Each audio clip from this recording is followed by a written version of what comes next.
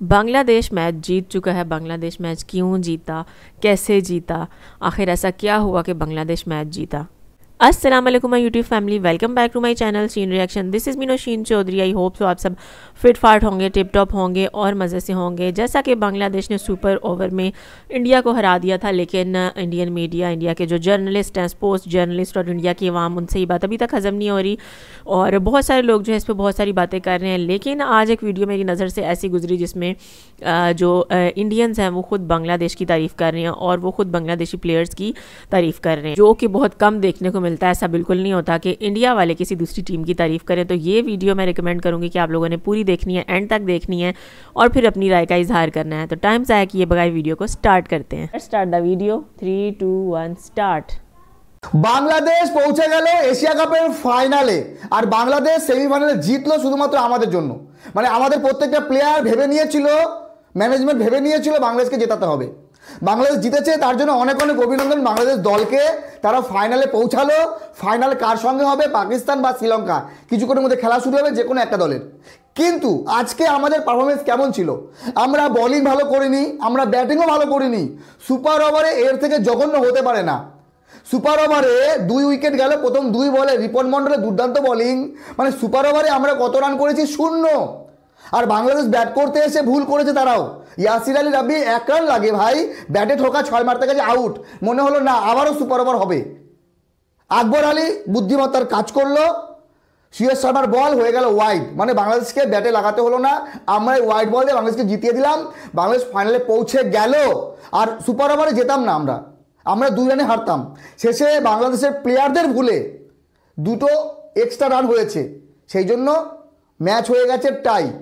তো বিষয় হলো যে এশিয়া কাপে আমরা কার কার সঙ্গে জিতলাম? আমরা পাকিস্তানের কাছে হারলাম, আমরা বাংলাদেশের কাছে হারলাম। টিম ইন্ডিয়া আমরা পাকিস্তানের কাছে হারলাম, বাংলাদেশের কাছে হারলাম। আর জিতলাম কার কাছে? ওমানের কাছে, ইউএইর কাছে। ইউএইর কাছে যে পারফরমেন্স, বৈভব সূর্যবংশী একা কী করবে? 14 বছরের একটা বাচ্চা ছেলে। আজকেও তো মাত্র 15 বলে করেছে কত, 38 রান। তাকে সুপার ওভারে ব্যাটিং করতে দেয়নি।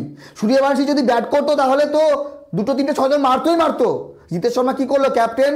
এতটুকু সেন্স নেই যে ভাই সুপার ওভারে খেলা, খোঁচা মারার কী দরকার? বলটা কোথায় দেখি? রিপন মন্ডল একদম মিডল স্টাম্পের গোড়ায় বল মেরেছে আর সেই বলে বোল্ড। তারপরে আশুতোষ শর্মাও গেল, ব্যাস খেলা শেষ। যখনই সুপার ওভারে 0 রান করলো তখনই বাংলাদেশ ফাইনালে পৌঁছে গেল।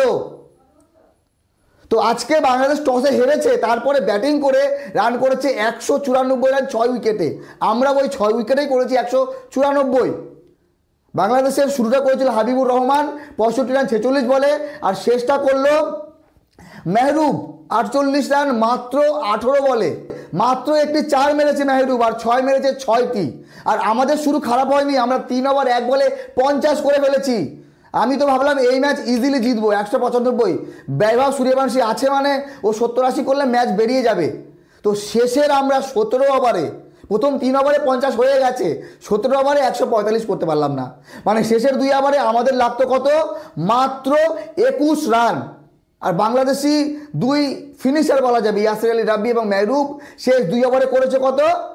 52। কোথায় বাংলাদেশ করলো শেষ 2 ওভারে 52? আমরা 21 রান করতে পারিনি, এই জন্য আমরা ম্যাচ হেরেছি। আর আমাদের ম্যাচ হারানোর পেছনে সবথেকে বড় যদি কেউ থাকে আমি বলবো ভাই আমাদের সুপার ওভারের ব্যাটসম্যানেরা। আর এইদিকে যদি বলি তাহলে ব্যাটিং এবং বোলিং 2 জায়গায় আমাদেরকে হারিয়েছে নামানধীর।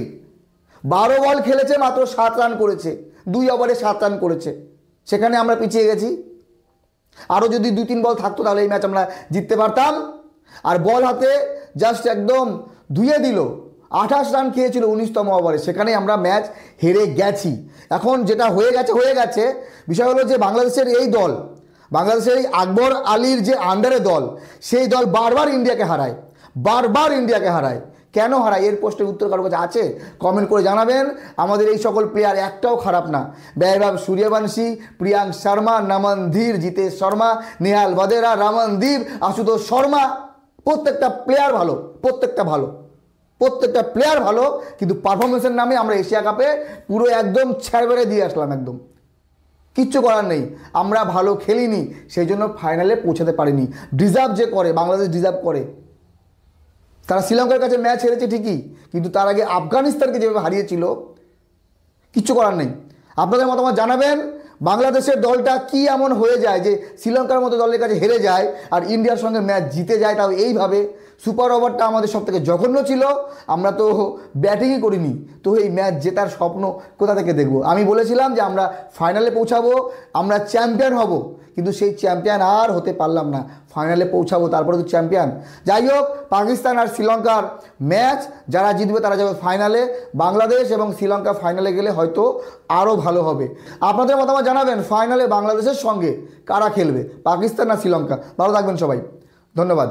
जी, तो व्यूअर्स ये थी आज की वीडियो। जैसा कि इंडिया के जो स्पोर्ट्स जर्नलिस्ट हैं उनका भी यही कहना है कि बांग्लादेश जो है वो ये मैच डिज़र्व करता था जीतना, क्योंकि इससे पहले इस तरह की तारीफ़ करते हुए तो इंडियंस नज़र नहीं आए, लेकिन फ़र्स्ट टाइम उन्होंने बोला कि बांग्लादेश डिज़र्व करता था। और ये जो गेम होती है ये उस दिन की गेम होती है कि उस दिन कौन सी टीम जो है वो अच्छा जो है प्ले कर जाए। इंडिया की टीम की बात की जाए तो उन्होंने कहा कि जो हम इंडिया के खिलाड़ियों पर इतना पैसा लगाते हैं, लेकिन वो हमें उस तरह से आउटकम जब नहीं मिलता तो हमारे दिल जो है वो ज़रूर जो है खफा होते हैं। जिस तरह के इंडिया पहले फ़ुटबॉल हारा बांग्लादेश से, बांग्लादेश ने इंडिया को हराया फ़ुटबॉल में और अब क्रिकेट मैच में भी हरा दिया, तो बहुत बड़े बड़े नाम हैं इंडिया की टीम में, लेकिन गुरूर का सर नीचा होता है। वो यही समझ रहे थे कि बांग्लादेश की टीम के साथ तो क्रिकेट का मैच जो है वो कोई बड़ा मैच नहीं होगा, वो कोई हमें सामने बड़े टक्कर नहीं देंगे, लेकिन बांग्लादेश ने वाकई साबित कर दिखाया कि किसी भी टीम को छोटा नहीं समझना चाहिए। और जिस तरह बांग्लादेश की टीम जीती है वो अभी तक इंडिया को एक नाइटमेयर लग रहा है, एक बुरा ख्वाब लग रहा है, क्योंकि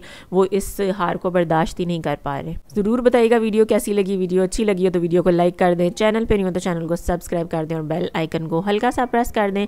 मिलती हूँ नेक्स्ट वीडियो में। Till then stay healthy, stay wealthy, stay awesome. अल्लाह हाफिज़।